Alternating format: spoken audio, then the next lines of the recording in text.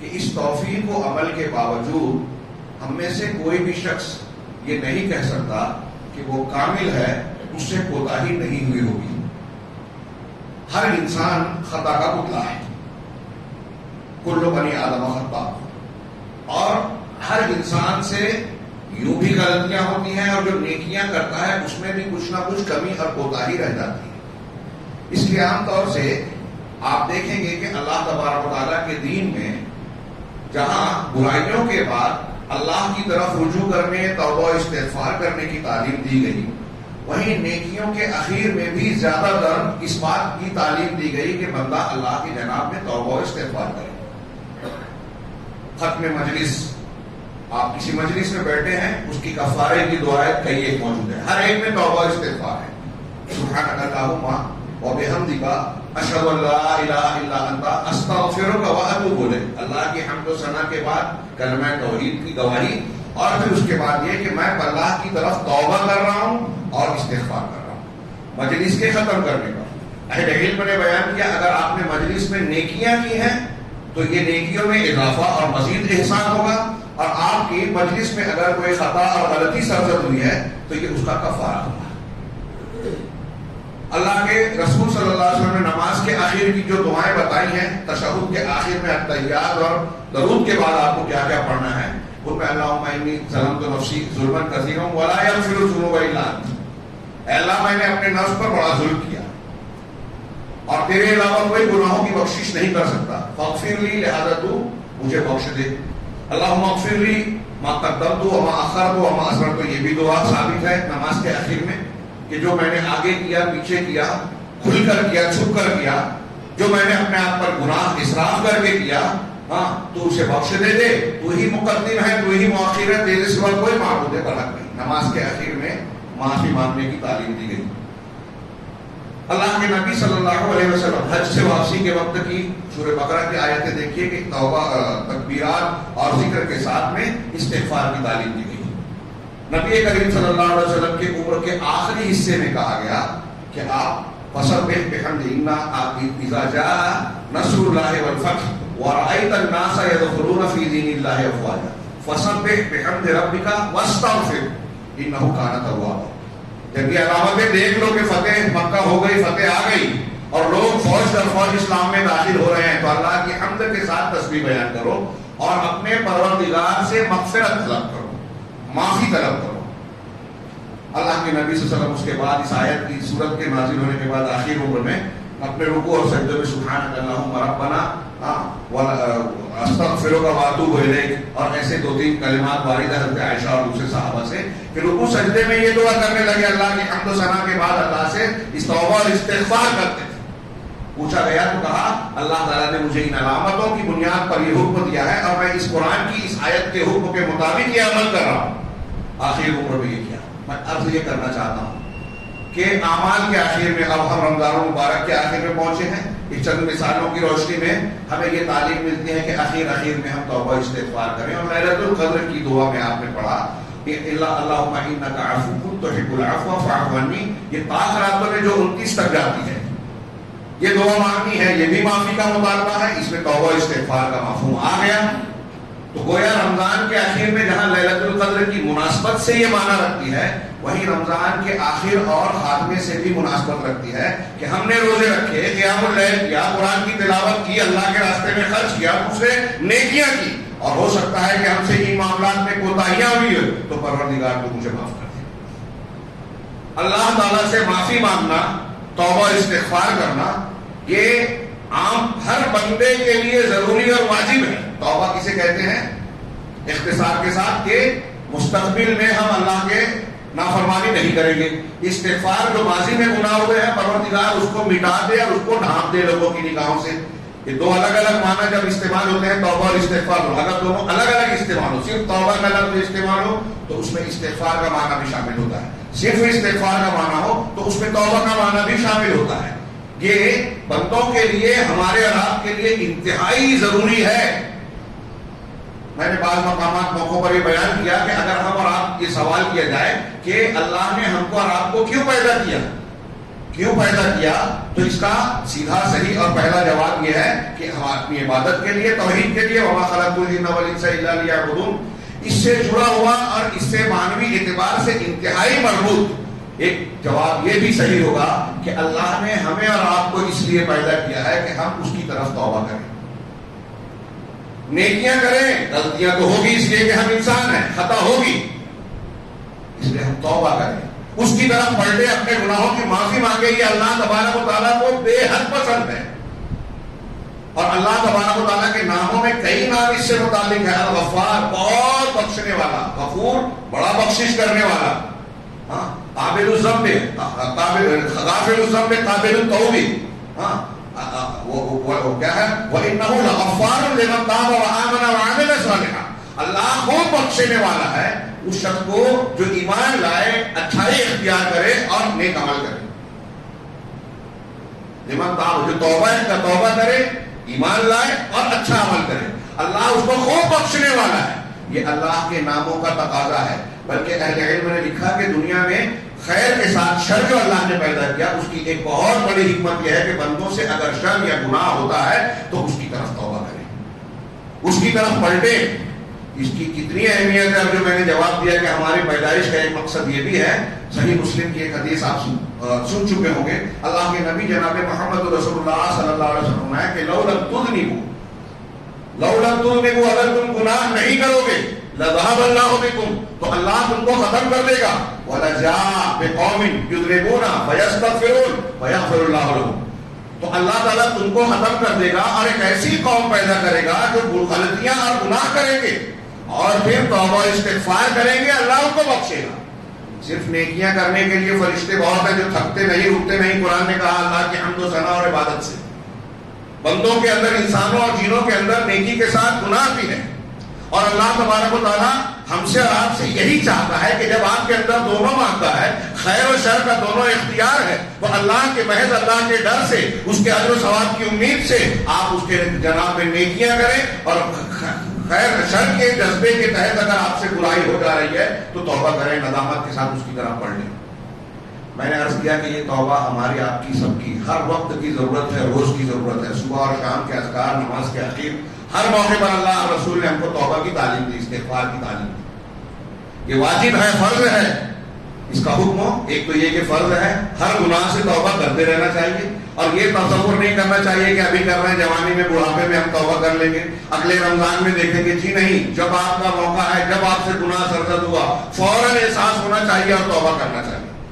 توبہ کے قبول ہونے کی 3 شرطیں اللہ کے حقوق میں ہیں کہ اگر انسان کا اللہ سے تعلق ہے معاملہ تو اس میں 3 شرطیں ہیں کہ جس گناہ کو آپ نے کیا ہے اس پہ آپ نادم ہو، نمبر 1، اس گناہ کو ترک کریں، نمبر 2، تیسری بات یہ کہ آئندہ اس گناہ کو کبھی نہ کرنے کا پکا ارادہ ہو دل میں۔ جس وقت آپ توبہ کر رہے ہیں اس وقت پختہ ارادہ ہونا چاہیے، اگر اس کے بعد سرزد ہو گیا تو پھر کوئی بات نہیں، اللہ معاف کرنے والا ہے، پھر سے آپ توبہ کریں گے۔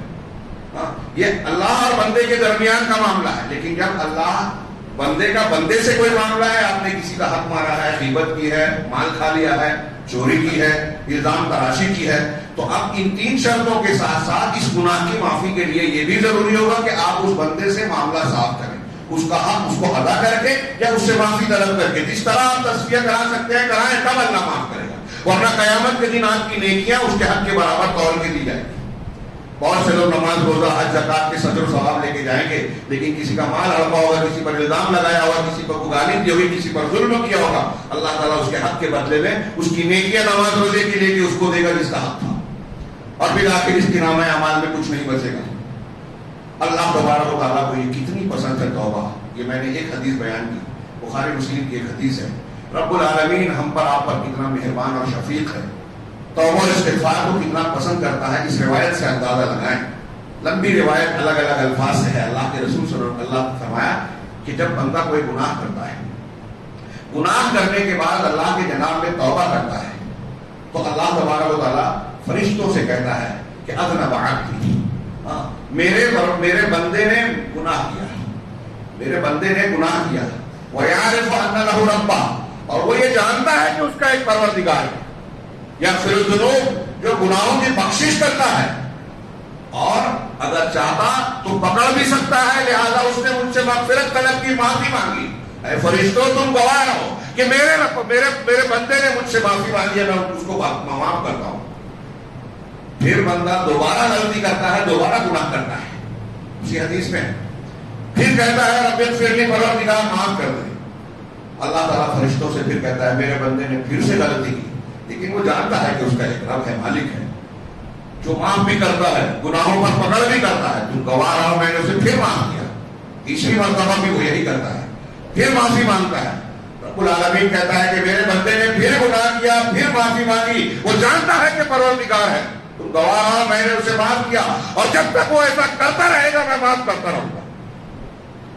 جب تک وہ ایسا کرتا رہے گا میں معاف کرتا رہوں گا. اللہ کے رسول صلی اللہ علیہ وسلم فرمایا، مسلم شریف کی ایک اور حدیث ہے کہ اللہ تبارک و تعالیٰ رات میں یبسط یدہ لیتوب مسیء النہار، رات میں اپنے ہاتھوں کو پھیلاتا ہے تاکہ صبح کے دن کے گناہ کرنے والے کو معاف کرے، اور دن کو اپنا ہاتھ پھیلاتا ہے تاکہ رات کو گناہ کرنے والے کو معاف کرے. اور یہ سلسلہ اس وقت تک چلے گا جب تک سورج مغرب سے نہ نکل جائے.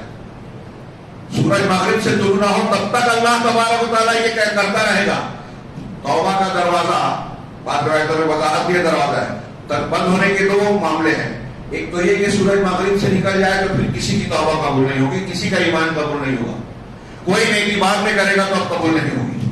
ایک کو مغرب سے نکالنا، اور دوسرا یہ کہ ہمارا رات کا دور بھی اگر قیامت نہیں آئی اس سے پہلے کسی کی موت ہوتی ہے تو نزاع کا عالم موت کے قریب جب پہنچ جاتا ہے آدمی اور موت کی علامتیں ظاہر ہو جاتی ہے، اس وقت توبہ قبول نہیں ہوتی. ان اللہ یقبل توبۃ العبد ما لم یغرر، حسن درجے کی حدیث ہے، اور یہ مضمون قرآن میں بھی ہے کہ اللہ تعالیٰ اپنے بندے کی توبہ کو قبول کرتا ہے جب تک کہ اس کی جان گلے میں نہ آ جائے، غرغرے میں نہ آ جائے، یعنی اس کی جان وہ سکرات کے عالم میں نہ آ جائے، تب تک توبہ قبول کرتا ہے. ڈوبتے ڈوبتے فرعون نے بھی کہا تھا کہ آمنت برب موسیٰ و ہارون، میں موسیٰ آمنت بما آمنت به بنو اسرائیل، کہ بنی اسرائیل نے جس ذات پر ایمان لایا میں ایمان لاتا ہوں. حضرت جبرائیل اللہ کے حکم سے اس کے منہ میں خاک ڈالتے اور کہتے ہیں کہ الآن وقد عصیت من قبل، اب تو توبہ کر رہا ہے جبکہ اس سے پہلے تو نے توبہ کیا.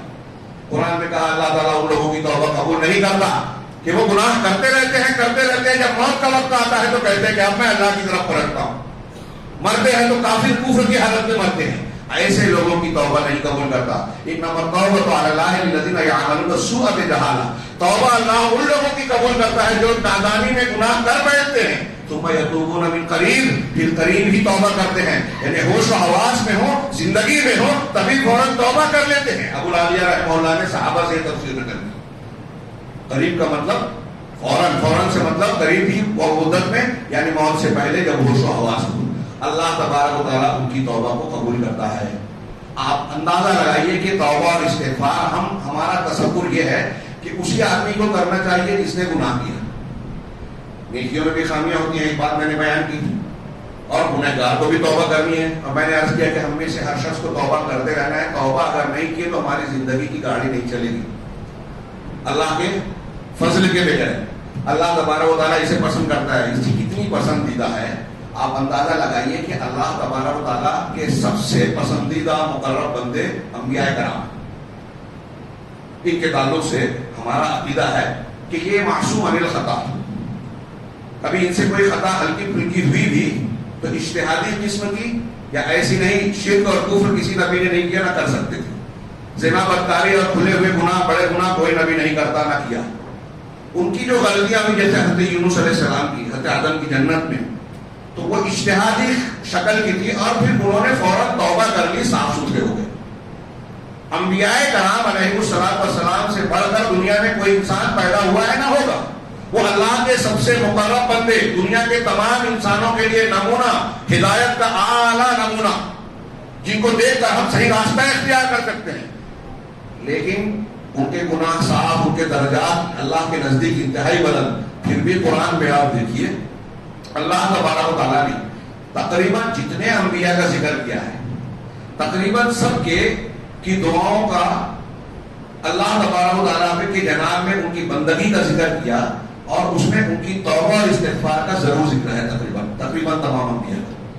شیخ الاسلام علامہ ابن تیمیہ کہتے ہیں کہ اللہ تعالیٰ نے اپنی کتاب عزیز میں انبیاء کی توبہ کے جو واقعات اور قصے بیان کیے ہیں، اس کا مقصد یہ ہے کہ ہمارے سامنے بطور عبرت و نمونے کے سبق کے پیش کرے رب العالمین کہ یہ دنیا کے سب سے اعلیٰ لوگ یہ توبہ استغفار کر رہے ہیں، تو ہمارے اور آپ کے لیے اس میں بڑا درس ہے، بڑا سبق ہے۔ کیسے؟ آپ دیکھیے کہ انبیاء کرام حضرت آدم علیہ السلام سے خطا ہوئی، قرآن نے کئی مقامات پر تفصیل وقت نہیں ہے کہ میں کچھ تفصیل کے ساتھ بیان کروں۔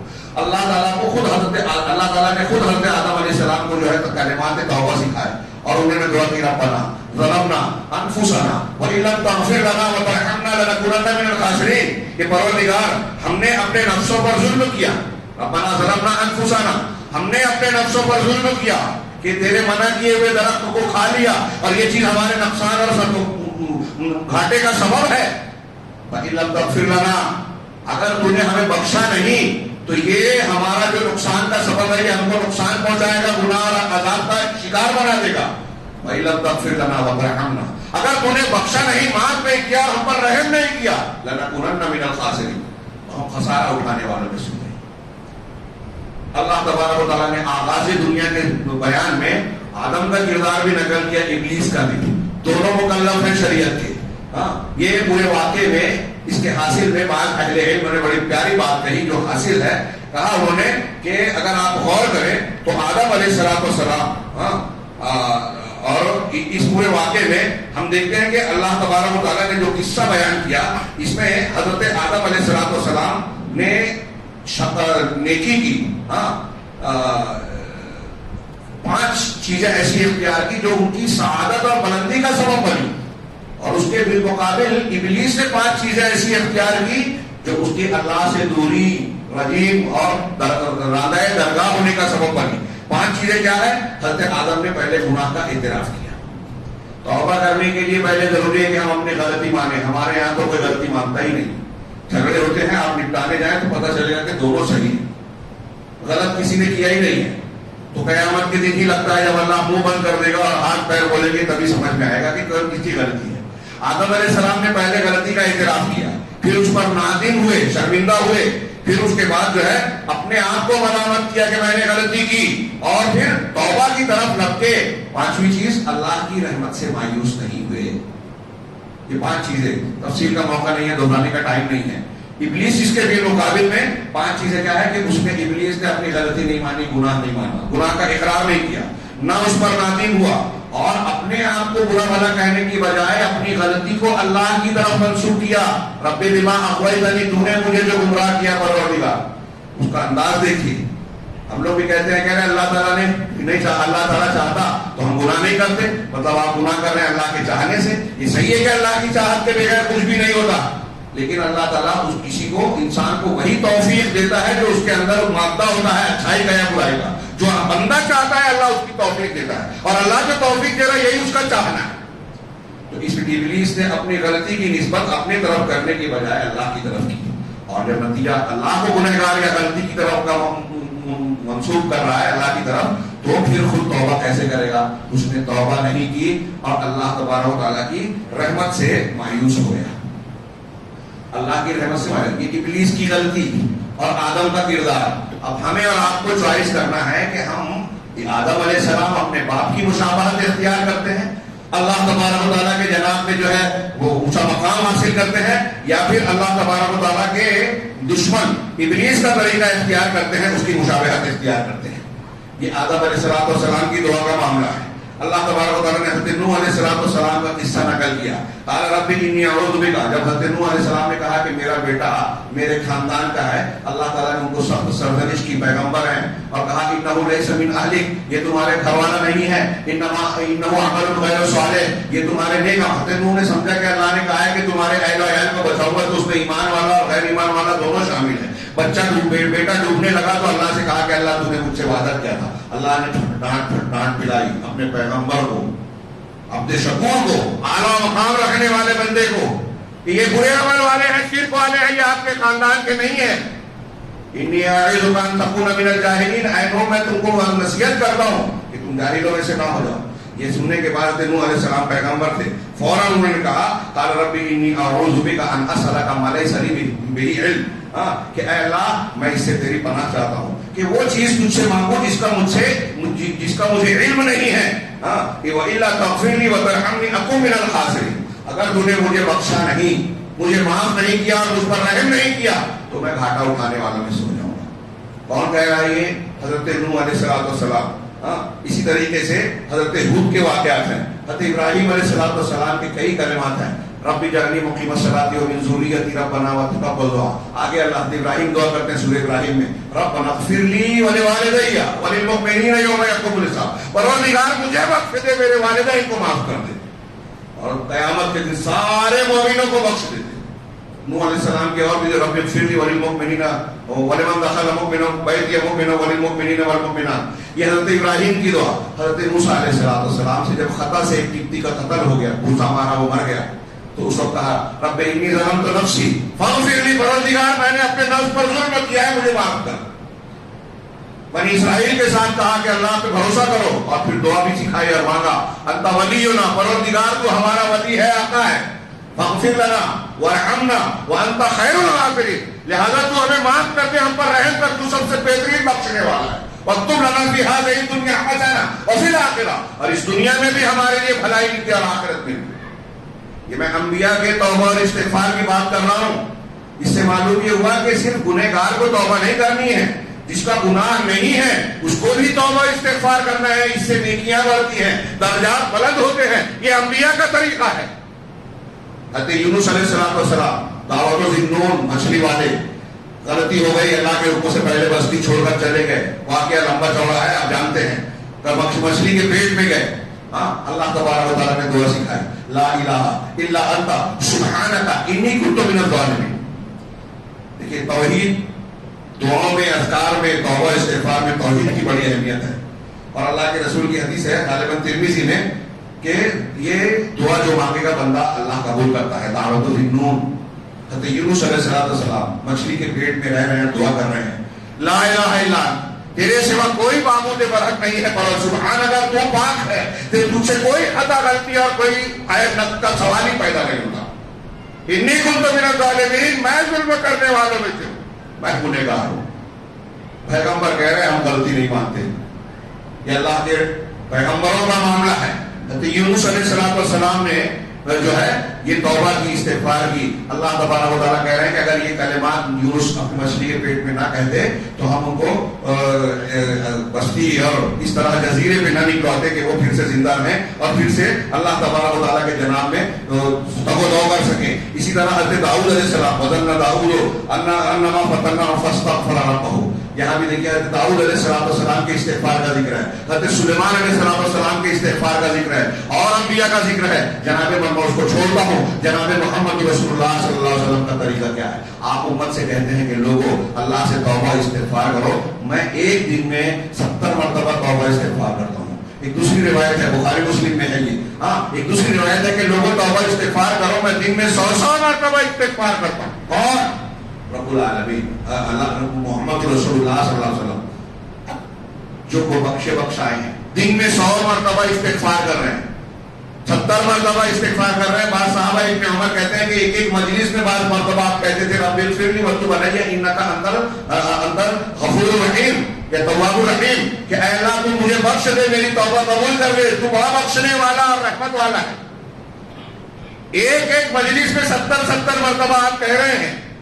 یہ انبیاء کرام علیہ السلام کا کردار ہم نقل کر رہے ہیں کہ نبی صلی اللہ علیہ وسلم اور ان لوگوں کا یہ طریقہ تھا، اور یہ اللہ تبارک و تعالیٰ کو انتہائی پسندیدہ عمل ہے۔ ان اللہ یحب التوابین ویحب المتطہرین، اللہ توبہ کرنے والے، خوب توبہ کرنے والوں کو پسند کرتا ہے، اور خوب پاکی اختیار کرنے والوں کو۔ بعض علماء نے اس کی تفسیر کرتے ہوئے کہا کہ جو پاکی ہے وہ ہمارے ظاہر بدن کی ہے، کپڑے کی، جسم کی، جگہ کی، گھر کی۔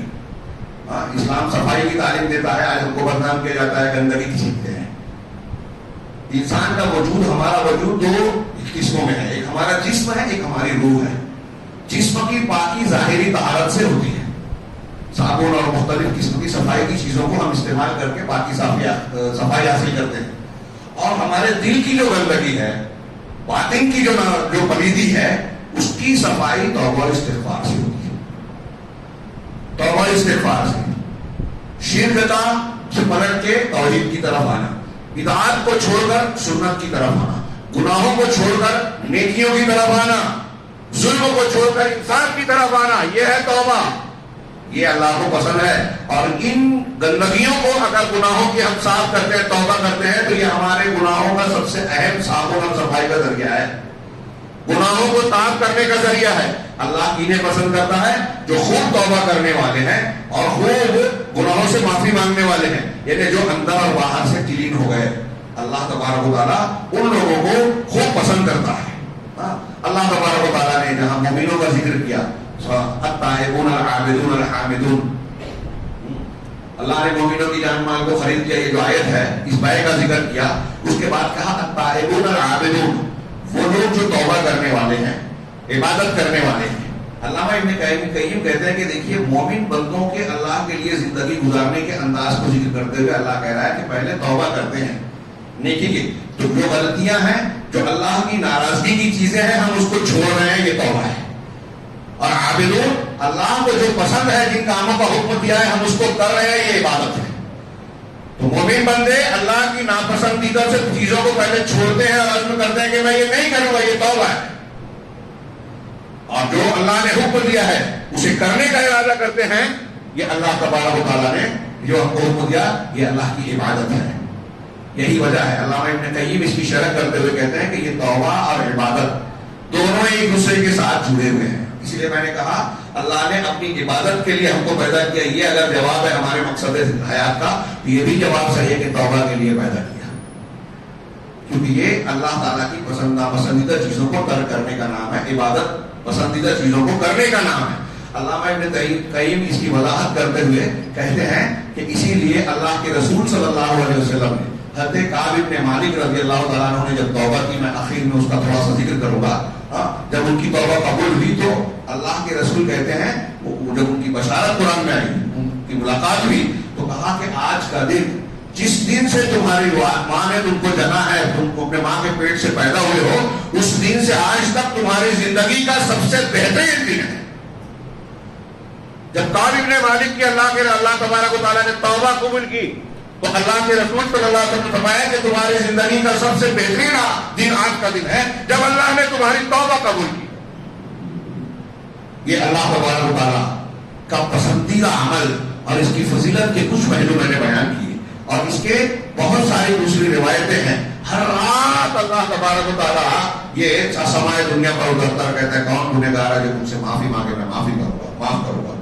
رات کو اللہ تعالیٰ ہاتھ پھیلاتا ہے کہ دن کے گنہگار کو معاف کرے، دن کو ہاتھ پھیلاتا ہے کہ رات کے گنہگار کو معاف کرے۔ یہ روزانہ کا سلسلہ جب تک صبح مغرب سے نہ نکلے، یہ حدیث ہم نے سنی۔ اب ان فضائل اور اہمیت والی باتوں کے بعد ہمارا آپ کا کردار کیا ہونا چاہیے؟ ایک بندہ مومن اللہ کے خوف سے ڈرتا ہے، اس کی پکڑ سے ڈرتا ہے، دنیا اور آخرت دونوں جگہ کے عذاب ہیں اور آپ جانتے ہیں۔ ابھی بار بار مسجد کے مختلف بیانات میں آپ نے سنا کہ ہمارے زندگی کا سب سے بڑا مسئلہ ہمارے گناہ ہے۔ کوئی دشمن ہم کو نقصان پہنچا دے، یہ اس کی مجال نہیں ہے۔ اللہ نے اگر نہیں لکھا ہے تو پوری کائنات مل کر، حضرت ابن عباس سے اللہ کے رسول نے کہا پوری کائنات کی طاقتیں مل کر ہمارا کچھ بھی بگاڑ نہیں سکتی، اور اگر اللہ تبارک و تعالیٰ چاہے تو کوئی پوری کائنات کے نقصان پہنچے ہمارا، تو پوری کائنات مل کر ہم کو بچا نہیں سکتی۔ یہ بالکل طے شدہ واضح بات ہے۔ اب ہم پر مصیبتوں کا پہاڑ ٹوٹ رہا ہے، آج کے ماحول میں مختلف قسم کی شکایتیں ہیں، تو ہم نے بار بار سنا کہ قرآن حدیث بار بار یہ مضمون بیان کرتی ہے کہ ہماری مصیبتوں کی جڑ گناہ ہے۔ اللہ نے پچھلی قوموں کا قصہ ذکر کرنے کے بعد سورہ عنکبوت آیت نمبر 40 میں کہا فَكُلًّا أَخَذْنَا بِذَنبِهِ، ہر قوم کو جو ہم نے پکڑا عذاب دیا تو اس کے گناہ کے بدلے میں، مِنْهُمْ مَنْ أَرْسَلْنَا عَلَيْهِ حَاصِبًا، ان میں سے کچھ ایسے ہیں جن پر ہم نے طوفان بھیجا، کچھ ایسے ہیں جن پر چیخ مسلط کی، کچھ ایسے ہیں جن کو ہم نے زمین میں دھسا دیا، کچھ ایسے ہیں جن کو پانی میں ڈبو دیا، غرق کر دیا۔ اللہ نے کہا کہ ہم نے ان پر ظلم نہیں کیا، بلکہ لوگ خود اپنے آپ پر ظلم کرتے ہیں، گناہ کر کے ظلم کرتے ہیں۔ لیکن ایسا نہیں ہوتا کہ اللہ تعالیٰ گناہ کرنے کے بعد فوراً پکڑ لے، موقع دیتا ہے کہ ہم توبہ کر لیں۔ اپنے بڑے بڑے دشمنوں کو حضرت موسیٰ کو بھیجا، فرعون کو جا کے سمجھاؤ شاید سمجھ جائے، اس کی رحمت وسیع ہے، وہ عذاب دینا نہیں چاہتا، توبہ کا دروازہ کھلا رکھا ہے۔ اس نے کہا کہ میری رحمت میرے غضب پر جو ہے بھاری ہے، اللہ تبارک و تعالیٰ کہتا ہے کہ اللہ تعالیٰ توبہ کرنے والے کی توبہ سے اتنا خوش ہوتا ہے، صحیح مسلم اور بخاری کی روایت ہے، مسلم کی روایت ہے، کہ اللہ تعالیٰ اس بندے سے بھی زیادہ خوش ہوتا ہے جب کوئی بندہ گنہگار توبہ کرتا ہے۔ تو اس وہ آدمی جو صحرا میں اپنے اونٹ کو لے کے جاتا ہے، سارا سامان اس پر لدا ہوا ہے، اور وہ آرام کرنے رکتا ہے، دیکھتا ہے کہ اس کا اونٹ غائب ہو گیا، اور پریشان ہو کے وہیں بیٹھ جاتا ہے اور مایوس ہو جاتا ہے زندگی سے کہ اب میں یہاں سے نکل نہیں پاؤں گا۔ اچانک اس کا اونٹ اس کے پاس آتا ہے اور سارے سامان کے ساتھ اس کے سامنے کھڑا ہو جاتا ہے، اونٹ کی لگام پکڑ کر وہ کہتا ہے کہ اے اللہ، اتنا خوش ہوتا ہے، کہتا ہے کہ اے اللہ تو میرا رب ہے، تو میرا بندہ، میں تیرا رب۔ مارے خوشی کی وہ الٹی بات کہتا ہے، تو میرا رب اور میں تیرا بندہ کہنے کی بجائے الٹا کہہ دیتا ہے۔ یہ اتنا بندہ جو خوش ہوتا ہے، اللہ تعالیٰ کہتا ہے، اللہ کے رسول صلی اللہ علیہ وسلم فرماتے ہیں کہ اللہ تعالیٰ بندے کی توبہ سے، گنہگار آدمی کی توبہ سے اس سے زیادہ خوش ہوتا ہے۔ کتنی اہم بات ہے، کتنی ضروری چیز ہے۔ اللہ تعالیٰ توبہ کرنے والوں کو، خود توبہ کرنے والوں کو پسند کرتا ہے۔ اور یہ کہاں سے آتی ہے یہ بات؟ آپ کے اور ہمارے اندر جب صحیح عقیدہ ہو، اللہ کا ڈر ہے، قیامت کا خوف ہے، جہنم میں جانے سے اپنے آپ کو بچانے کا خیال اور یقین ہے، اب جنت کی خواہش ہے، تو یہ مادہ پیدا ہوگا۔ وقت زیادہ ہو جائے گا، میں کچھ واقعات کی طرف اشارہ کروں جو آپ سن چکے ہیں، لیکن اس مضمون سے جوڑ کر دیکھیے، اور رمضان کے اس آخری ایام اور لمحات میں اس کی کتنی اشد ضرورت ہے۔ آج پوری دنیا کے مسلمانوں کو سب سے زیادہ اس چیز کی ضرورت ہے، توحید کے ساتھ توبہ کا اختیار کرنے کی، گناہوں سے معافی مانگنے کی۔ آپ دیکھیے نماز استسقاء میں بارش رکی ہے، اللہ کے رسول نے بتایا اپنے رب سے توبہ استغفار کرو۔ قرآن کہتا ہے استغفروا ربکم انہ کان غفارا، اپنے پروردگار سے مغفرت طلب کرو، وہ بہت معاف کرنے والا ہے۔ یرسل السماء علیکم مدرارا، تم پر موسلادھار بارش برسائے گا، ویمددکم باموال وبنین، تمہاری مدد کرے گا مال و دولت سے، اولاد سے، ویجعل لکم جنات ویجعل لکم انہارا، تمہارے لیے باغات بنائے گا، تمہارے لیے نہریں بنائے گا۔ کس بات پر؟ استغفار کرنے پر۔ ہم سوچتے ہیں اللہ کی مدد کہاں سے آئے گی؟ اللہ کہہ رہا ہے استغفار کرو، گناہوں سے معافی مانگو، یہ پانی برسائے گا، یہ اولاد دلائے گا۔ حضرت حسن بصری کے پاس الگ الگ لوگ آئے، میرے گھر میں یہ تکلیف ہے، کہا استغفار کرو، میرے اوپر قرض ہے، کہا استغفار کرو، میرے فلاں پریشانیاں، استغفار کرو۔ اس معنی کی روایتیں موجود ہے کہ استغفار اور توبہ ہر مصیبت اور تکلیف سے نکالنے کا طریقہ ہے، اور قرآن میں بھی ہے استغفروا ربکم ثم توبوا الیہ، استغفر اللہ ثم توبوا الیہ۔ ہود علیہ السلام نے کہا کہ اللہ سے مغفرت طلب کرو اور اس کی طرف توبہ اختیار کرو، ہاں اللہ تم کو موسلادھار بارش دے گا، وَيَزِدْكُمْ قُوَّةً إِلَىٰ قُوَّتِكُمْ، تمہاری قوت میں اضافہ کرے گا۔ نوجوان سوچتے ہیں تنظیم بنائے، یہ کر لے وہ کر لے، یہ ظاہری چیزیں اپنی جگہ پر ضروری ہو سکتی ہیں یا کئی تقاضے ہو سکتے ہیں، لیکن اس سے پہلے ایک مسلمان کی طاقت کا راز ہے اللہ سے جڑنا، اور اللہ سے جڑنے کے لیے ضروری ہے گناہ سے صاف ہونا، اور اس کے لیے ضروری ہے توبہ استغفار۔ آپ توبہ استغفار کریں گے۔ نماز استسقاء کے لیے اللہ کے رسول حضرت عمر اور دوسرے صحابہ جاتے تھے، سب سے زیادہ استغفار کرتے تھے۔ گہن کی نماز پڑھتے تھے تو اللہ کا گہن لگتا تھا، اللہ کے رسول کہتے تھے اللہ کا ذکر کرو، صدقہ کرو، اپنے گناہوں سے معافی مانگو، استغفار کرو۔ نماز میں استغفار، نماز کے بعد استغفار، حج کے بعد استغفار، ليلۃ القدر میں اللہم انک عفو سے معافی کا مطالبہ، وہی توبہ استغفار، ہر جگہ توبہ استغفار۔ کتنی اہمیت کی چیز ہے یہ، ہم اور آپ اپنے آپ کو بھارسا سمجھتے ہیں، توبہ استغفار کی اہمیت جانتے نہیں ہیں۔ اللہ کے عذاب کی پکڑ کی شدت کو ہم محسوس نہیں کرتے۔ تو حدیثوں میں کئی واقعات ہیں، حضرت معید اسلمی کا ایک واقعہ ہے، غامدیہ ایک صحابیہ کا واقعہ ہے، اور ایک جوہینہ کے قبیلے کی ایک صحابیہ کا واقعہ ہے۔ غامدیہ اور جوہینہ کے قبیلے کے دونوں عورتوں کے واقعات ایک سے، اور یہ پورے اللہ کے نبی صلی اللہ علیہ وسلم کے دور میں ایسے گناہ کرنے کے چند واقعات ملتے ہیں جن پر حد جاری ہوئی، اور اس کی وجہ یہ سمجھ میں آتی ہے کہ وہ انتہائی پاکیزہ، پوری انسانی تاریخ میں اتنا پاکیزہ معاشرہ نہیں ہوا۔ اور یہ چند واقعات جو ہوئے ہیں یہ ہمارے اور آپ کو شریعت کی تکمیل اور بتانے کے لیے بھی ہوئے ہیں، ایک فلسفہ یہ بھی نظر آتا ہے۔ تو اب ایک غامدیہ اور جوہینہ کی عورت اللہ کے رسول سے آگے کہہ رہی ہے صلی اللہ علیہ وسلم کہ اللہ کے رسول، میں نے گناہ کیا، مجھے معاف کر دیجئے، مجھ پر حد جاری کیجیے، مجھ سے ایسا گناہ سرزد ہو گیا جس میں حد قائم ہوتی ہے۔ اس میں الگ الگ موقعوں پر تفصیل ہے۔ اللہ کے رسول صلی اللہ علیہ وسلم نے ان کو پہلے موقع دیا، کئی بار جب انہوں نے اعتراف کیا، حضرت معید اسلمی نے آگے کہا تو آپ نے بار بار منہ پھیر لیا۔ جب 4 مرتبہ انہوں نے اعتراف کیا تو صحابہ سے کہا دیکھو یہ نشے میں تو نہیں ہے، کہا سن کے کہا نہیں نشے میں نہیں ہے، اس کا مطلب نشے میں ہوتے تو چھوڑ دیا جاتا۔ کہا یہ پاگل تو نہیں ہے، کہا نہیں پاگل بھی نہیں ہے، اچھے دماغ والے ہیں۔ کہا ٹھیک ہے ان کو لے جا کے رجم کرو. ماہد اسلمی کا یہ واقعہ ہے. غامدیہ ایک عورت ہے. آپ تصور کیجئے اور ہماری مائیں بہنیں بھی غور کریں. کوئی عورت اگر گناہ کر بیٹھے تو لوگوں کے سامنے جا کے عدالت میں اپنے آپ کو پیش کر کے یہ کہے گی کہ میں نے ایسا ایسا گناہ کیا ہے, مجھ کو سزا دیجیے. اور حیرت کی بات اس میں مزید یہ ہے کہ وہ غامدیہ ہو یا جوہینہ کر, دونوں کے پیٹ میں بچہ تھا. اللہ کے نبی صلی اللہ علیہ وسلم نے کہا کہ یہ تمہارے پیٹ میں بچہ ہے, ابھی تم واپس جاؤ یا بچے کی ولادت ہو جائے تب آنا. یہ غامدیہ کے واقعے. اب کتنا موقع ملا. اسلامی قاعدے اور اصول کے مطابق اگر حضرت غامدیہ یا جوہینہ قبیلے کی عورت یہ کہہ دیتی بعد میں 1 مہینہ 2 مہینے بعد کہ اللہ کے رسول میں نے غلط کہا تھا, میں نے جھوٹ کہہ دیا تھا, تو معاف ہو جاتا, کیونکہ ان کے خلاف کوئی مقدمہ دائر کرنے والا, کوئی شکایت کرنے والا نہیں تھا, کسی نے گواہی نہیں دی تھی. اگر وہ خود کہہ دیتی کہ میں نے جھوٹ بولا تھا تو بچ جاتی. اب یہاں آپ اور ہم سوچیں, مائیں بہنیں سوچیں کہ ایک عورت یہ سوچ سکتی ہے نا کہ میرے پیٹ میں جو بچہ ہے یہ پیدا ہوگا تو اس کا دیکھ بھال کرنے والا کون ہوگا. جانے دو, میں بچے کے لیے جی جاتی ہوں. دنیا کے ارمان, بچے کی خواہش, بچے کی خواہشات یہ اس بات پر ابھار سکتی ہے. وہ بھی انسان تھے, لیکن بچہ پیدا ہوا تو غامدیہ گود میں لے کے چلی آئی. اللہ کے رسول دیکھیے بچہ پیدا ہو گیا, اب مجھے سزا دے دیجیے. آپ نے کہا کہ ابھی اس کے سینے سے تمہاری, اس بچے کی تمہارے سینے سے غذا جڑی ہوئی ہے, لہذا جاؤ. جب بچہ اناج کھانے لگے تب آنا. پھر موقع ملا, دودھ چھڑانے کے بعد اناج جتنی بھی مدت گزری ہو, 2 سال اس کی زیادہ سے زیادہ مدت ہے, وہ آئی اور کہا کہ اللہ کے رسول دیکھو اس کے ہاتھ میں روٹی ہے, یہ اب اناج کھا رہا ہے, مجھ پر سزا دیجیے. اللہ کے رسول صلی اللہ علیہ وسلم نے صحابہ کو حکم دیا, بچے کو ایک صحابی کے حوالے کیا, اس کی دیکھ بھال تم کرنا, اور ان کو حکم دیا اور ان کو پھر بعد میں رجم کیا گیا. رجم کرتے کرتے ان کے جسم کا خون جب ہوا خالد بن ولید رضی اللہ تعالیٰ عنہ کا, تو انہوں نے برا بھلا کہہ دیا. اللہ کے رسول صلی اللہ علیہ وسلم کو پتہ چلا تو کہا کہ تم ان کو برا کہہ رہے ہو. اللہ کی قسم اس نے ایسی توبہ کی ہے کہ مدینے کی 2 پہاڑیوں کے بیچ, آج روایت میں کہ 70 لوگوں کے بیچ اگر تقسیم کر دی جائے تو سب کی بخشش ہو جائے.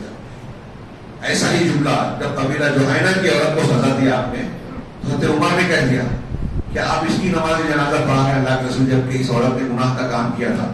تو کہا عمر تمہیں کیا پتا, اس عورت نے اتنی خالص اور سچی توبہ کیا ہے کہ اگر 100 گنہگاروں میں بانٹ دیا جائے تو ان سب کی بخشش ہو جائے. کیا اس کے لیے کم ہے یہ کہ اپنی توبہ کے لیے یہ جان دینے کو تیار ہے؟ میں کہوں کہ حقیقت میں یہ ایمان کی بات تھی. ہم اور آپ اپنے آپ پر غور کریں. کوئی گناہ کرنے کے بعد ہم اس طرح کہہ سکتے ہیں کہ یہ جرأت ہے؟ ان میں یہ جرأت کہاں سے آئی؟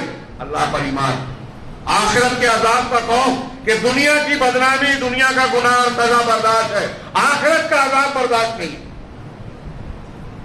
یہ توبہ کرنے والوں کے لیے ہماری خواتین یہ نمونہ ہے, غامدیہ اور جوہینہ قبیلے کی لوگ, کہ اگر غلطی سے, اگر بشری تقاضے سے غلطی ہو بھی جائے تو سچی توبہ میں کتنا ٹائم لگا میں نے بتایا. بچہ پیدا ہوا, بچے کے بعد اس کو اس کی غذا چھوڑائی, پھر جو ہے سزا دی گئی. اب اس کے مقابلے میں ایک آخری واقعہ, یہ قدر طویل ہے. سورہ توبہ میں اللہ تبارک, جس کا نام ہی سورہ توبہ اور براءت ہے, اس میں اللہ تبارک و تعالیٰ نے ذکر کیا لقد تاب اللہ علی النبی والمہاجرین. اللہ نے نبی اور مہاجرین اور انصار کی طرف توجہ کی. اللہ تعالیٰ کے لیے توجہ کرنا, توبہ کی توفیق دینا.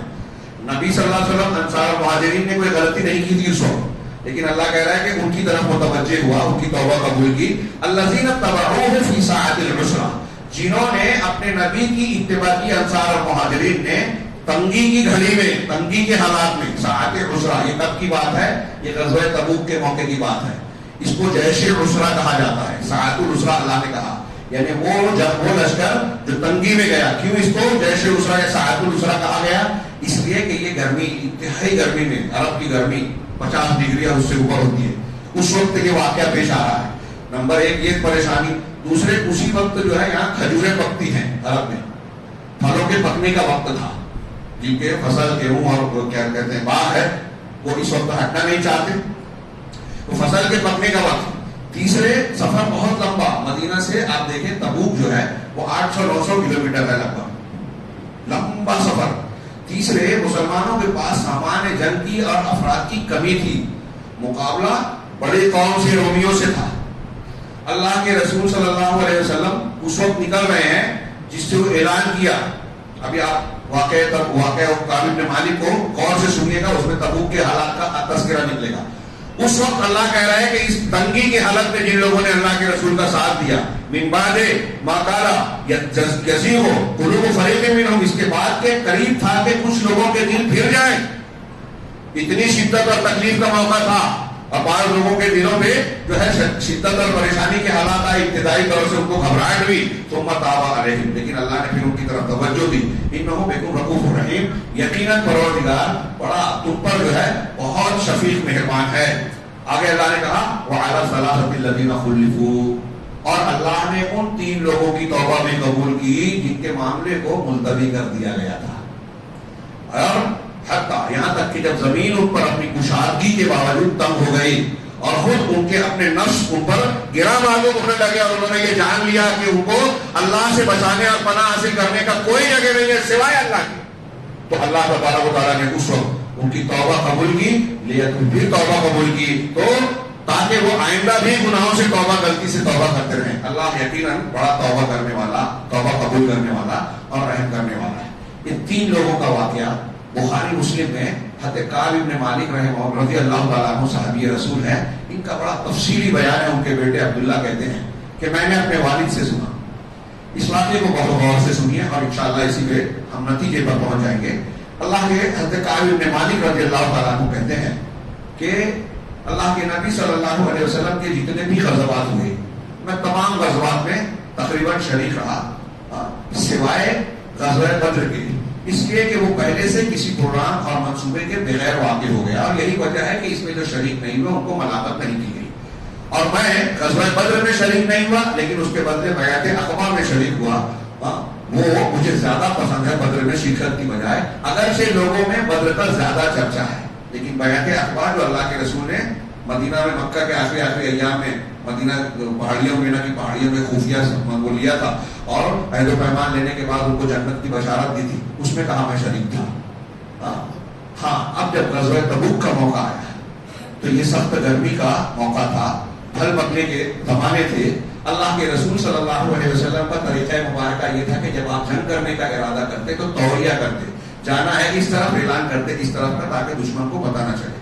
ہاں لیکن غزوہ تبوک کی شدت, لمبے سفر اور ضرورت کے تحت آپ نے توریہ نہیں کہا, بلکہ مسلمانوں میں حقیقت کا اعلان کیا کہ ہمیں تبوک جانا ہے, اور ہر ایک کو تیاری کرنے کا بھرپور مطالبہ کیا. چنانچہ مسلمانوں میں اب 2 ہی طرح کے لوگ تھے کہ یا تو جنگ کے لیے تیاری کر رہے تھے یا اس سے متعلق فکر مند تھے, اور اس نے بیان کیا کہ یہ لوگ تیاریاں کر رہے تھے, رسول اللہ صلی اللہ علیہ وسلم کے پاس جا رہے تھے, اس کے لیے ضروری سامان کو مہیا کر رہے تھے, چندے دے رہے تھے, جو جس سے ممکن ہو سکتا تھا وہ تیاری کر رہا تھا. اور دوسرے منافقین تھے جو گول مول اور ٹال مٹول والا طریقہ اختیار کیے تھے. مجھے جہاں تک میرا معاملہ ہے تو حضرت کعب کہتے ہیں کہ میں اس سے زیادہ مالدار اس سے پہلے کبھی نہیں تھا, اور اللہ کی قسم اس وقت میرے پاس 2 سواریاں تھیں جو اس سے پہلے کبھی نہیں تھی, اور میں صحت اور طاقت میں بھی سب سے بہتر تھا, اور میں اس جنگ میں شرکت کی پوری طاقت رکھتا تھا. لیکن میں نے دیکھا کہ پھل پک رہے ہیں. اب میں نے سوچا کہ ابھی مسلمان تیاری کر رہے ہیں, میں جاتا لیکن یہ سوچتا کہ اب کل جاؤں گا, کل تیاری کروں گا, کل اپنا نام درج کراؤں گا. اس لیے انہوں نے کہا کہ اگر کوئی مسلمانوں کی تعداد اس وقت اتنی ہو گئی تھی کہ اگر کوئی اپنے آپ کو پیش نہیں کرتا اور کوئی رجسٹر نہیں تھا, اگر کوئی خاموش رہ جاتا تو پتہ نہیں چلتا کہ یہ فلاں آدمی نہیں آیا ہے, الا یہ کہ اللہ تعالیٰ خبر دے دے. یعنی کوئی رجسٹر اور دیوار نہیں تھا جس میں نام درج ہو, لسٹ تیار ہو, یہ انہوں نے ذکر کیا. کہا میں روز جاتا اور گو مگو کی کیفیت میں مبتلا رہتا کہ کل چلا جاؤں گا, کل چلا جاؤں گا, کاش کہ میں چلا جاتا. پھر ایک دن آیا کہ میں نے سنا اللہ کے نبی صلی اللہ علیہ وسلم لشکر کے ساتھ صحابہ کے ساتھ نکل رہے ہیں. میں نے سوچا چلو نکل چلے. کہا پھر خیال آیا کہ میرے پاس تو تیز رفتار گھوڑا ہے, میں 1 آدھ دن رک جاتا ہوں, تبوک کا سفر لمبا ہے, پیچھے سے جا کے مل لوں گا. میں نے یہ سوچا کاش میں نے اس پر عمل کر لیا ہوتا. اللہ کے نبی صلی اللہ علیہ وسلم آگے بڑھ گئے. 1 دن 2 دن کئی دن ہوا, یہاں تک کہ آپ تبوک پہنچ گئے. کہا میں جب اس درمیان مدینہ میں نکلتا تو میرے لیے ایسے لوگ نظر آتے جن کے لیے جو میرے لیے نمونہ نہیں تھے, یا تو ایسا شخص مجھے نظر آتا جس پر نفاق کا الزام ہے یا منافقت کا شک کیا جاتا تھا, یا ایسے سچے مسلمان نظر آتے ہیں جن کو اللہ نے معذور کیا ہے، جنگ میں شریک نہیں ہو سکتے تھے، یا پھر خواتین ہوتی تھی، کہا مجھے شرم آتی لیکن میں اپنے اس معاملے میں دھن میں رہ گیا، اور پھر یہ اطلاع ملی کہ رسول اللہ صلی اللہ علیہ وسلم تبوک پہنچ گئے، پورا راستہ آپ نے میرا ذکر نہیں کیا، لیکن وہاں پہنچنے کے بعد آپ نے کیا، آپ نے صحابہ سے پوچھا ماذا فعل کعب بن مالک، کعب بن مالک نے کیا کیا؟ اس پر بنو سلمہ کے ایک آدمی نے کہا کہ اللہ کے رسول اس کو اپنے کپڑے اور اپنے آپ کو دیکھنے میں مشغول کر دیا، چادر کی توجہ نے، اس کا مقصد تھا کہ مال اسباب کے چکر میں وہ نہیں آئے۔ حضرت معاذ بن جبل رضی اللہ عنہ کہا کہ کتنا میرے سماقل تھا، تم نے کتنی بری بات کہی۔ اللہ کے رسول، ہم نے کہا ابن مالک کے اندر کوئی برائی نہیں دیکھی، وہ سچے مسلمان ہیں۔ اللہ کے رسول صلی اللہ علیہ وسلم خاموش رہے، پھر آپ وہاں سے پلٹے واپس آئے۔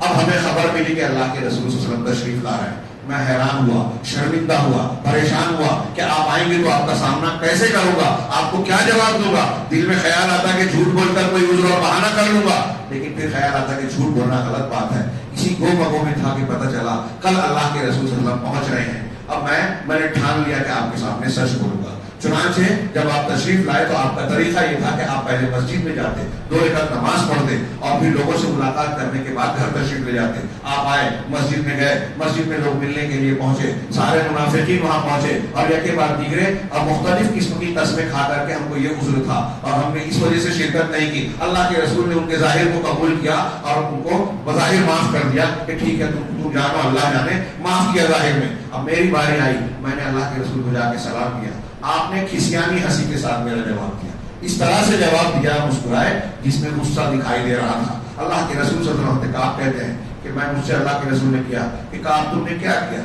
کیا اس وقت تمہارے پاس سواریاں نہیں تھی؟ تم کو اللہ تعالیٰ نے قدرت نہیں دی تھی؟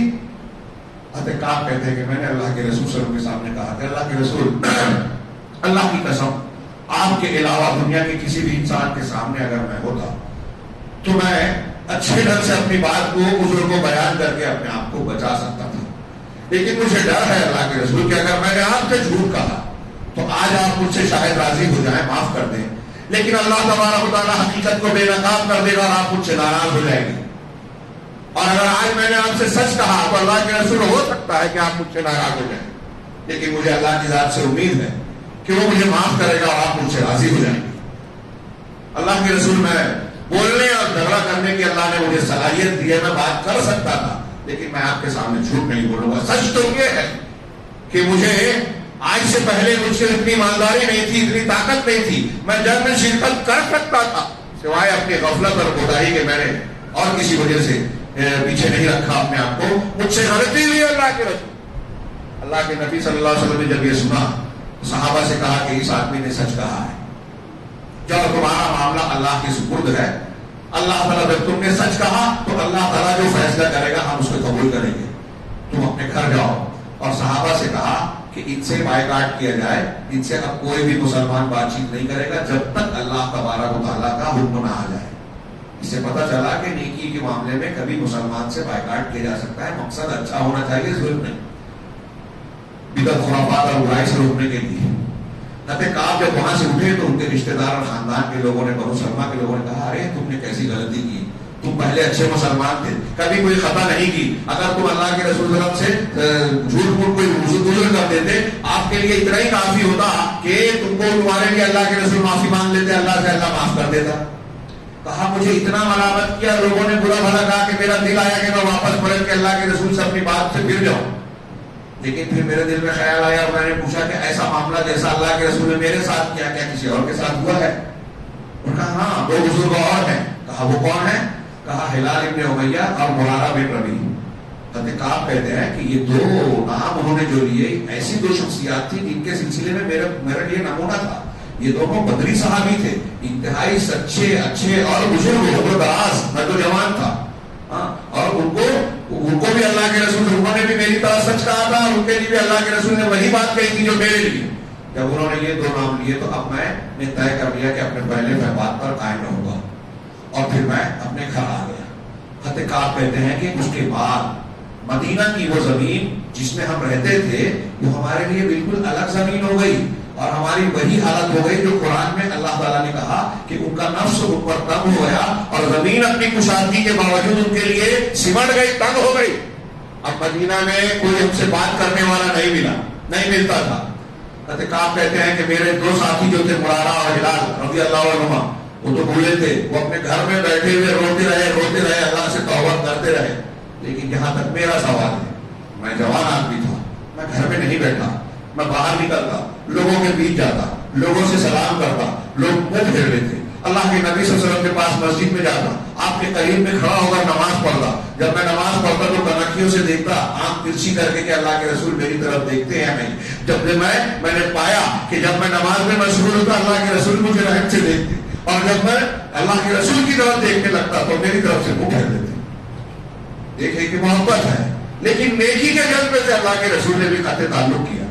وہ کہتے ہیں کہ یہی کیفیت تھی جب کئی دنوں تک لوگوں کے بائیکاٹ کی چیز میرے کا معاملہ مجھ پر تنگ گزرا، تو میں ایک دن چوری چھپے اپنے چچا زاد بھائی ابو قتادہ کے باغ میں دیوار سے چڑھ کر اندر داخل ہوا. وہ میرے چچا زاد بھائی تھے اور مجھے لوگوں کے سب سے محبوب بھی تھے. میں ان کے پاس گیا، مجھے دیکھ کر وہ پھر گئے. میں نے کہا میں اللہ تبارک و تعالیٰ کا واسطہ دے کر تم سے پوچھتا ہوں، کیا بتاؤ کہ کیا میں اللہ اس کے رسول سے محبت نہیں کرتا؟ ابو قتادہ خاموش رہے. میں نے دوبارہ ان کو یہی دہائی دے کر سوال کیا، پھر خاموش گئے. تیسری مرتبہ ان کو قسم دے کر کہا تو انہوں نے کہا یہ جواب دیا، اللہ و رسول عالم، اللہ اس کے رسول بہتر جانتے ہیں. یہ سننا تھا کہ میری آنکھوں سے آنسو جا رہے ہوئے اور میں روتا ہوں اسی راستے سے واپس آیا جس راستے سے گیا تھا. آپ غور کیجیے صحابہ کرام کی اتباع اطاعت کا معاملہ کیسا تھا. اللہ کے رسول نے کہہ دیا کہ ان سے کوئی بات نہیں کرے گا، مدینہ میں ان سے کوئی بات کرنے والا نہیں مل رہا ہے. گھر کا آدمی، چچا زاد بھائی، بچپن کا دوست، وہ بھی بات کرنے کے لیے تیار نہیں ہے کہ اللہ کے رسول نے منع کیا. ہم ایسی بات کرتے ہیں انصاف کے تقاضے کے تحت. کوئی گناہ کر رہا ہے، ہم اپنے والوں کو اپنے بھائی کے ساتھ سپورٹ کرتے ہیں، اور نیکیاں کرنے پر بھی دشمن کا ساتھ نہیں دیتے جو مجھ سے نفرت ہے. ہمارا رویہ یہ ہوتا ہے. ایسے واقعات اس واقعے میں مختلف پہلو اور کردار دیکھیے. کعب کہتے ہیں کہ میں باہر آ گیا، پھر نکلا، بازاروں میں چلتا پھرتا تھا. ابھی اسی دوران میں ایک دن بازار سے گزر رہا تھا کہ نبتیوں میں سے شام کا ایک نبتی آیا، لوگوں سے پوچھنے لگا کہ کون ہے جو مجھے بتایا کہ کعب بن مالک کون ہے. لوگوں نے میری طرف اشارہ کیا. وہ میرے پاس آیا، کہا آپ تم ہو؟ کہا ہاں. اس نے میری طرف جو ہے ایک خط وہ میرے حوالے کیا. یہ غسان کے بادشاہ کا خط تھا، اور اس خط کو جب میں نے پڑھا، میں پڑھا لکھا تھا، تو اس میں لکھا تھا کہ ہمیں یہ پتہ چلا ہے کہ تمہارے ساتھی نے تمہارے ساتھ بڑی جفا اور ظلم کیا ہے. تم ظلم زیادتی کے مقام کے لیے پیدا نہیں کیے گئے ہو. تم آ کر ہم سے مل لو، ہم تمہارے ساتھ ہمدردی اور اچھا سلوک کریں گے. ایک بادشاہ کی طرف سے پیکیج مل رہا ہے، آفر مل رہا ہے، ہمارے پاس آ جاؤ، ہم ساتھ دیں گے. تمہارے ساتھی یعنی محمد صلی اللہ علیہ وسلم نے تم پر ظلم کیا ہے. آج آپ سوچئے ہمارے مسلمان کتنے سستے میں اپنے ایمان اور ضمیر کو قدم قدم پر بیچتے ہیں. جھوٹی خبریں، مخبری، ذاتی دشمنی میں مسلمان کے ساتھ کیا کیا سلوک کر جاتے ہیں. حضرت کعب بن مالک سے پورا مدینہ بائیکاٹ کیے ہوئے ہیں. ایک بادشاہ کا خط آ رہا ہے، دیر نہیں لگائی فیصلہ کرنے میں، فوراً کہا کہ تلکا ایضا بلا او کما قال، کہ یہ بھی ایک بلا اور مصیبت ہے. ہذا ایضا من البلاء، اس طرح کا جملہ کہا، یہ بھی ایک آزمائش اور مصیبت ہے. اور بغیر دیر لگائے وہ خط لے کر ایک تنور جل رہا تھا اس میں لے جا کے ڈال دیا. یہ ان کا جواب تھا. خط کو جلا دیا. کہا اب اس کے بعد بولے، ابھی وہ کہتے ہیں کہ 40واں دن گزرا، یہی حالت رہی. اسی حالت میں گو میں ہم وقت گزار رہے تھے کہ 40 دن گزر گئے.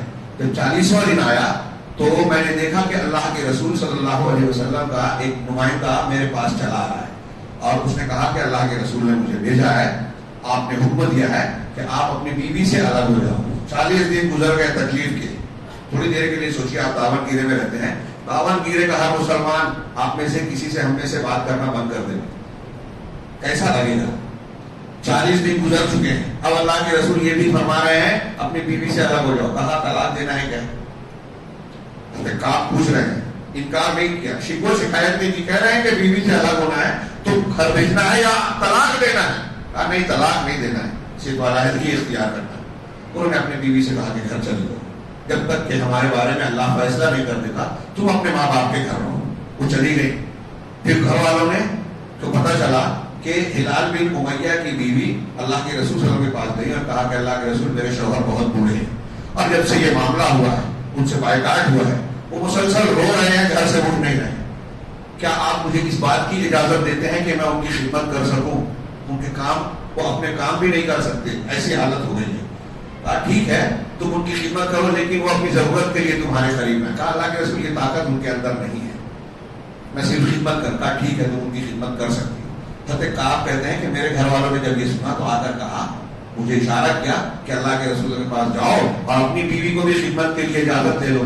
تو میں نے کہا کہ میں اللہ کے نبی صلی اللہ علیہ وسلم سے یہ اجازت طلب نہیں کروں گا کیونکہ جس شخص کو آپ نے اجازت دی وہ بوڑھے ہیں بزرگ ہیں ضرورت مند ہیں میں جوان ہوں مجھے نہیں پتا اللہ کے رسول مجھے کیا فرمائیں گے لہذا میں آپ کے پاس یہ اجازت طلب کرنے نہیں جاؤں گا. کہا اسی حالت میں ہمارے وہ معاملات گزر گئے. 50واں دن پورا ہوا پورے 50 دن پورا ہوا اور کہا کہ میری وہی کیفیت تھی جو اللہ نے بیان کی.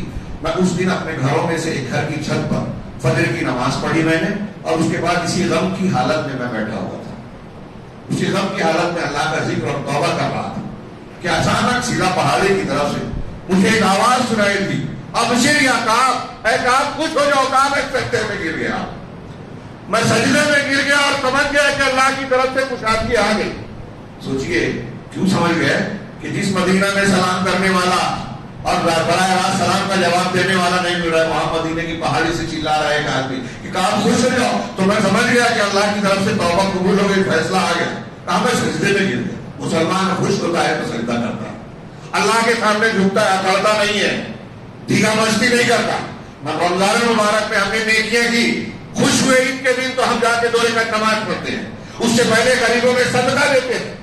کہا وہ اسلم قبیلے کا ایک شخص تھا. ایک شخص تیز رفتار گھوڑے پر دوڑتا ہوا آیا اور مجھ کو خوشخبری دی لیکن آواز گھوڑے سے تیز ہوتی ہے اس لیے جس نے پہلے مجھے خبر دی تھی جب وہ میرے پاس آیا تو میرے تن پر جو کپڑا تھا میں نے اپنے پڑوسی سے ادھار ایک جوڑا کپڑا لیا. اس وقت میرے پاس وہی کپڑا تھا اور اپنے اس شخص کو دے دیا خوشی کے مارے اور وہ کپڑا پھر زیب تر کیا. دیکھیے جب خوش ہوتا ہے بندہ تو مومن بندہ تو دوسروں کو نوازتا ہے. صدقۃ الفطر ہم کو بتایا گیا. حضرت خالد بن مالک رضی اللہ عنہ کہتے ہیں کہ اب میں خوشی خوشی اپنے گھر سے نکلا اللہ کے رسول سے ملنے کے لیے تو راستے میں دیکھتا ہوں کہ انصار اور مہاجر اور صحابہ کرام راستے میں آتے آتے مجھ کو مل رہے ہیں مجھے مبارکباد دے رہے ہیں خوشی کا مظاہرہ کر رہے ہیں. غور کیجیے کہ وہ کہہ رہے ہیں کہ چند دنوں پہلے جب اللہ کے رسول نے حکم دیا تو کوئی بات کرنے کے لیے تیار نہیں سلام کا جواب دینے کے لیے براہ راست تیار نہیں خاموشی سے جواب نہیں دیتے ایسا. لیکن اب لوگ لپک لپک کر مبارکباد دے رہے ہیں. یہ ہوتا ہے مومن سماج کہ اپنے مومن بندے کی خوشی پر خوش ہوتا ہے مبارکباد دیتا ہے حسد جلن نہیں کرتا اس کے خلاف برائیاں نہیں کرتا. اب توبہ قبول ہوئی ہے تو سب لوگ لپک لپک کر جو ہے مبارکباد دے رہے. کہا میں ملا تھا مسجد نبوی پہنچا اور اللہ کے رسول صلی اللہ علیہ وسلم وہاں اپنے صحابہ کے بیچ مہاجرین کے ساتھ تشریف فرما دے. میں داخل ہوا سلام کیا کہا اتنے میں مہاجرین میں سے حضرت طلحہ بن عبید اللہ کھڑے ہوئے لپک کر آیا اور میرا استقبال کیا مجھے مبارکباد دی. مہاجرین میں سے وہی شخص آگے بڑھ کر انہوں نے میرا استقبال کیا اور میں زندگی میں ان کی یہ بات کبھی نہیں بھولوں گا. ایسے وقت میں جب انسان کو ضرورت ہوتی ہے کوئی آدمی اس کے کام آتا ہے تو وہ زندگی بھر یاد رکھتا ہے. ایسے موقعوں پر کام آنا چاہیے اور اطلاع مار دینے والا ہمارا مزاج نہیں ہونا چاہیے. حضرت کعب بن مالک کہتے ہیں کہ انہوں نے کہا اب میں رسول اللہ صلی اللہ علیہ وسلم کے پاس جب پہنچا تو دیکھتا ہوں کہ آپ کا چہرہ انتہائی دمک رہا ہے اور آپ جب خوش ہوتے تھے تو آپ کا چہرہ چاند کی طرح روشن ہو جاتا اور صحابہ کرام آپ کے اس چہرے مبارک کو پہچانتے تھے. میں بھی پہچان گیا اور پھر آپ سے سلام کر کے بیٹھا اور کہا کہ ابشر یا کعب خوش ہو جاؤ تمہارے لیے اللہ کی طرف اللہ نے کشادگی دی. کہا یہ اللہ کے رسول آپ کی طرف سے یا اللہ کی طرف سے؟ کہا نہیں اللہ کی طرف سے. قرآن کی آیتیں پڑھی اور پھر بتایا. حضرت کعب کہتے ہیں کہ اللہ کے رسول میری توبہ کا ایک حصہ یہ ہے کہ میں نے کہا تھا کہ اللہ میری توبہ قبول کرے گا تو میں اپنا پورا مال اللہ اور رسول کے لیے دے دوں گا. کہا نہیں اپنے بال بچوں کے لیے بھی کچھ مال رکھو. کہا ٹھیک ہے تو میں اپنا فلاں جو معاملہ ہے وہ رکھتا ہوں باقی سب زمین رکھتا ہوں باقی سب اللہ کے راستے میں دیتا ہوں. اللہ کے رسول نے فرمایا اس سے پہلے ایک جملہ جو حضرت علامہ ابن قیم کے کلام میں نے حوالہ دیا کہ کعب بن مالک آج جب سے تمہاری ماں نے تم کو جانا ہے اس دن سے لے کے آج تک پوری زندگی کا تمہارے لیے سب سے بہترین دن ہے. سب سے بہترین. یہ 50 دنوں تک ان صحابہ کرام نے اتنی سچی اتنی خالص توبہ کی کہ اللہ تعالیٰ نے ان کی توبہ کو قرآن بنا دیا، اور ہمارے اور آپ کو قیامت تک کے لیے بتا دیا وَعَلَىٰ ثَلَاثَةِ الَّذِينَ خُلِفُوا، یہ قرآن کی آیت میں یہ وہ 3 لوگ جن کے معاملے کو اللہ نے ملتوی کیا تھا، اللہ نے ان کی بھی توبہ کو قبول کیا۔ حضرت کعب کہتے ہیں کہ اللہ کے رسول، میری توبہ کا یہ معاملہ تھا کہ میں کبھی جھوٹ نہیں بولوں گا۔ اس ان آیتوں کے بعد اللہ نے کہا کہ سچوں کے ساتھ رہو۔ اب وہاں دیکھیے کہ حضرت کعب آگے کہتے ہیں کہ ان 3 لوگوں میں میں بھی تھا جن کے بارے میں اللہ نے کہا کہ ان کے معاملے کو ملتوی کیا گیا تھا، پھر اللہ نے توبہ قبول کی۔ کہا اگر میں نے اس وقت جھوٹ بول دیا ہوتا اللہ کے رسول کو منافقین کی طرح تو میری بھی سرزنش ہوتی، اور وہ بری باتیں جو اللہ نے منافقین کے بارے میں وہاں بیان کیا کہ وہ میرے لیے بھی ہوتی، لیکن میں نے سچ بولا، اور زندگی میں نے ایسے بھی جھوٹ نہیں بولا۔ لیکن اس دن سے میں نے یہ قسم کھائی کہ میں نے میری توبہ کا یہ حصہ ہے کہ آئندہ جو زندگی بچی ہے اس میں بھی کبھی جھوٹ نہیں بولوں گا۔ اب تک تو میں نے کبھی جھوٹ نہیں بولا، اور امید ہے کہ مرنے تک میں نہیں بولوں گا۔ اللہ تبارک و تعالیٰ نے مجھے میری توبہ جو قبول کی وہ سچ کی وجہ سے، اور جن منافقین نے جھوٹ بولا تھا، اب سوچیے یہاں جھوٹ اور سچ کا انجام، جن منافقین نے جھوٹ بولا تھا اس وقت اللہ کے رسول نے ان کو چھوڑ دیا، لیکن بعد میں رسوا ہوئے، اللہ تعالیٰ کی سرزنش آئی، اور جن لوگوں نے سچ کہا تھا اللہ کے رسول اس وقت ان سے ناراض ہوئے، لیکن بعد میں اللہ تبارک و تعالیٰ نے ان کی توبہ قبول کی اور ان کو معافی دے دی۔ یہ سچ اور جھوٹ کا نتیجہ ہے۔ ہمیں اگر کوئی جھوٹ بول کے وقتی طور سے کوئی فائدہ اٹھا لیتا ہے تو بعد میں اس کا فائدہ نہیں ہوتا۔ بعد وقت بہت زیادہ ہو گیا ہے، میں اس کے لیے معافی چاہتا ہوں۔ ابھی بھی توبہ کے مضمون کے کچھ پہلو اور کچھ واقعات جو میری ڈائری میں نے نوٹ کیے تھے کہ بیان کرنے چاہیے باقی ہیں، لیکن جو کچھ بیان کیا گیا اس سے میں جو مقصد چاہتا ہوں کہ خاص طور سے رمضان مبارک کے اس آخری ایام اور لمحات میں ہمیں اور آپ کو احساس ہونا چاہیے کہ جہاں ہم نے بہت ساری نیکیاں کی، ہمارے لیے صرف رمضان میں نہیں زندگی کے ہر موڑ ہر مرحلے پر توبہ و استغفار کی مسلسل ضرورت ہے۔ یہاں ایک کمزوری میں نے دیکھی کہ حاضرین جو ہیں وہ بہت تاخیر سے آتے ہیں۔ قرآن کہتا ہے اذا نودی للصلاۃ من یوم الجمعہ فاسعوا الی ذکر، اذان ہو تو اللہ کے ذکر کی طرف رکھو، وذروا البیع اور لین دین چھوڑ دو۔ امام احمد اور دوسرے کہتے ہیں کہ اگر جمعہ کی اذان کے بعد کوئی لین دین کرتا ہے تو وہ حرام ہے، اللہ نے حرام کیا، اور یہ 2 رکعت ظہر کی کم کر کے 2 رکعت کی جگہ خطبہ رکھا گیا۔ یہ الگ بات ہے کہ ہماری خطبے میں تفصیل ہو جاتی ہے، ہماری کمزوری ہے، لیکن یہ خطبہ بہت اہم ہے۔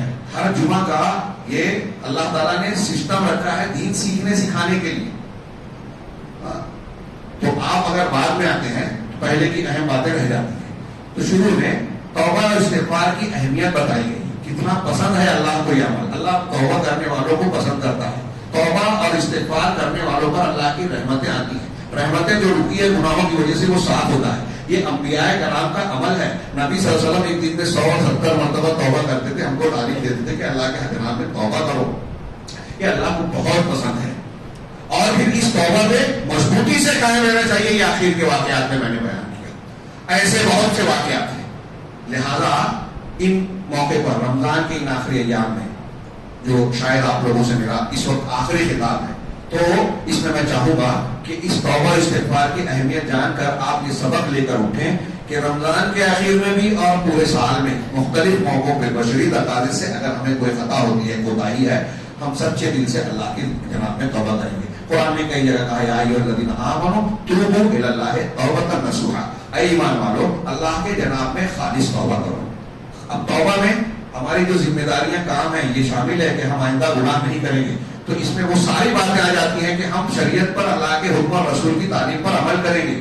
ذمہ داریاں جو ہم کو دی گئی ہیں، اسکول میں ہم کوئی ذمہ دار ہیں، مسجد میں ذمہ دار ہیں، گھر پہ ذمہ دار ہیں، ماں اپنے بچوں کی ذمہ دار ہے، جو باپ جو ہے اپنی بیوی بچوں کا ذمہ دار ہے، تو ان ذمہ داریوں کو نبھائیں گے، اللہ کا حق ادا کریں گے، رسول کا حق ادا کریں گے۔ توبہ میں سب آ گیا، تو سچے دل سے اللہ سے یہ توفیق مانگے کہ اللہ تبارک و تعالی ہمیں اپنے توابین بندوں میں شامل کرے جن کو اللہ پسند کرتا ہے۔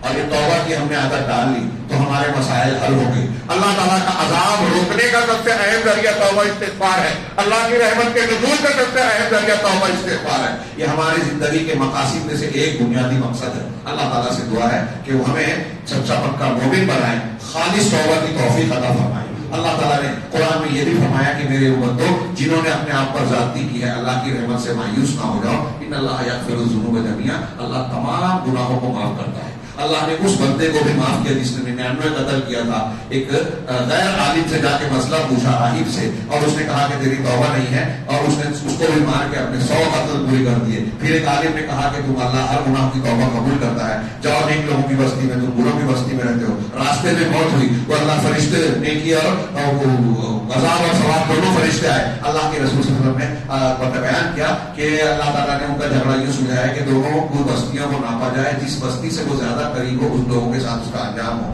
مرنے سے مرتے مرتے اللہ نے اس کو ایک کرامت دی کہ سیٹ کر وہ آگے بڑھا, نیک لوگوں کی بستی سے ایک بالش سے زیادہ قریب رہا, اس لیے اس کو اللہ نے بخش دیا, جنت میں جگہ دی. 100 قتل کرنے والے کو بھی اللہ نے معاف کیا. اور توبہ اگر نہیں کی, اکڑ گئے, ابلیسیت ہے, تو ایک بلی کو باندھ دینے والی عورت کو بھی اللہ نے جہنم دے دی. ایک بلی پر ظلم کیا تھا, اس کو کھانا پانی بھی نہیں دیا, چھوڑا بھی نہیں کہ وہ جا کے مر جائے. تو کسی گناہ اور کسی نیکی کو چھوٹا اور کمتر نہ سمجھو.